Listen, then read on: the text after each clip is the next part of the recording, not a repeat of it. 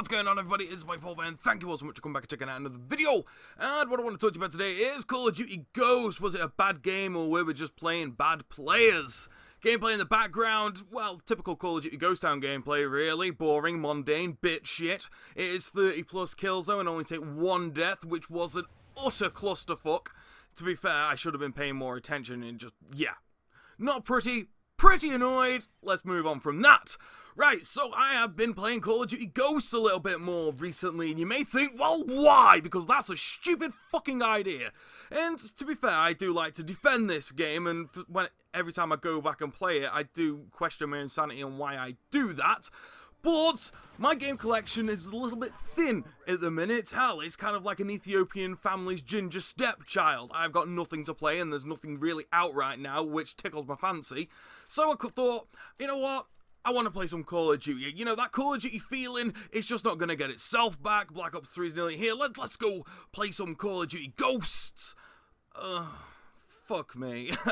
I went online, and to be fair, there was actually more people playing Call of Duty Ghosts than what I've ever seen on the next gen's life cycle of Call of Duty. Obviously, we didn't Advanced Warfare, we never saw what the play count was, but there was nigh on 10,000 people playing Call of Duty Ghosts on the PS4, which I thought was pretty freaking good, because, you know, I've been on sometimes, I've seen it at like 2,000 and 3,000, to see it up knocking around 9,000, 10,000. I kind of thought we were going to get a really good games and good lobbies of people wanting to play this game. Because one thing about Call of Duty Ghosts, it never really matured. Because it kind of came out, everybody realised it was an utter fucking camp fest. Because the problem with Call of Duty, problem with Call of Duty Ghosts is not only were the maps so big, it was kind of like there was flank routes everywhere. It's like, hey dude, you like flank routes? Well, we're gonna put a flank route on top of a flank route, and you can flank around there, and you can flank this guy, and you can flank on him, and you can flank on everybody, you massive flanker. Oh, flank all over his face. And, you know, when there's 3 set lanes, obviously it makes more sense, because there's kind of more map flow, you know roughly more about where people are going to start coming from. But with this, it's kind of like, okay, I could get anally abused from any direction. I'm just going to sit here and hide like a big fucking girl. And that's kind of what happened. And it's not so much, I don't get frustrated when I'm playing this game, like, by dying. You know, like, dying in Call of Duty doesn't really bother me. It's kind of in the matter of how I die. Because in Black Ops 2, it's quickscoping, you know, all skill there, all that auto-aim assist, yes, jolly good show, twat. But I swear to fucking God, you know, right, there are a list of things that I would rather have shoved in my arse, except for an M27 Thermal. Hell, a hedgehog, a pineapple, a hedgehog holding a pineapple, hell, a barbed wire fucking dildo. I would rather have me bend over and rammed up there than what I would see another M27 Thermal, because it's pathetic. This game's 2 years old.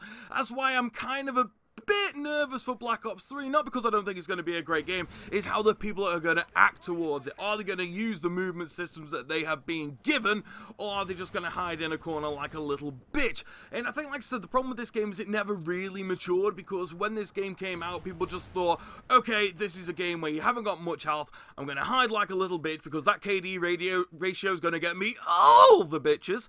And from there, it never really went anywhere, because it wasn't really all that active when it was the main game. So when people did come back to it, after Advanced Warfare wasn't really tickling the testicles, that nobody really moved on from that initial camping state. Everybody just thought, you know what, fuck it, I'm gonna die, I'm gonna hide. And that's kind of the mentality that people got behind it, and what I want to know is why? Why the fuck can't we have just the Call of Duty community out there that just want to run around and just be a massive ballon? How, like that guy with the knife, he was getting wrecked, but at least he was enjoying himself whilst he was doing it.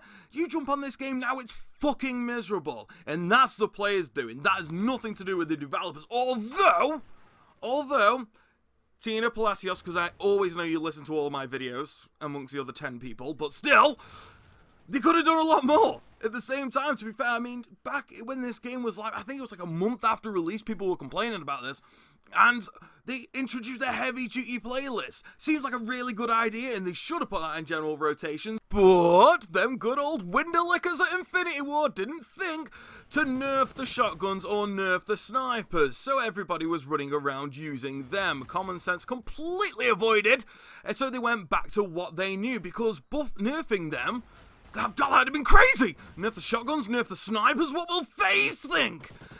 You know, that's what kind of fucked me off about this, because you had Tina Palacios on Twitter Obviously, don't get me wrong, she was getting so much abuse and people saying that they're going to rape her and they're going to do all crazy shit to her, and it's like, no, that is wrong.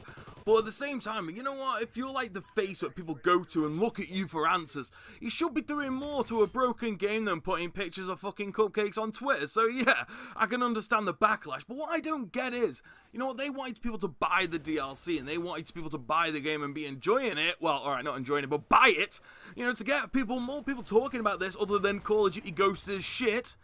Then why didn't they just sort all the problems out? Why didn't they make off the grid only work whilst moving? Hell, the thermal sight that I'm always getting bent over by, why didn't they make it more like the tracker sight? Hell, that thing is annoying as piss, but at least when people use it, they've only got like a third of the scope and like everything else around it is blurred out. See, that's balance. I can live with that, but that thermal shit was really fucking annoying, and I've got to get all this out of my system now because this life cycle's coming to an end and we won't talk about Call of Duty Advanced Warfare. And hopefully I never have to play this game again, come, what, couple of weeks. So I need to get this out of my system now. I just don't understand the crazy mistakes they made with this game, and they just didn't fix it. But it was so fucking glaringly obvious. All they had to do was add a little bit more health to the soldiers, nerf the snipers, nerf the shotguns, nerf the LMGs, take out the support kill streaks. My God, nobody with a set of testicles ever uses them, and that's a problem with this game. In general, you camp so hard, honestly, I can actually feel whilst I'm playing this game, my virginity is coming back.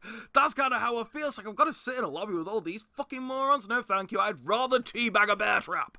And I just don't understand why they didn't bring the maps in, because that was another really big complaint. The maps were too big. The maps were fucking huge.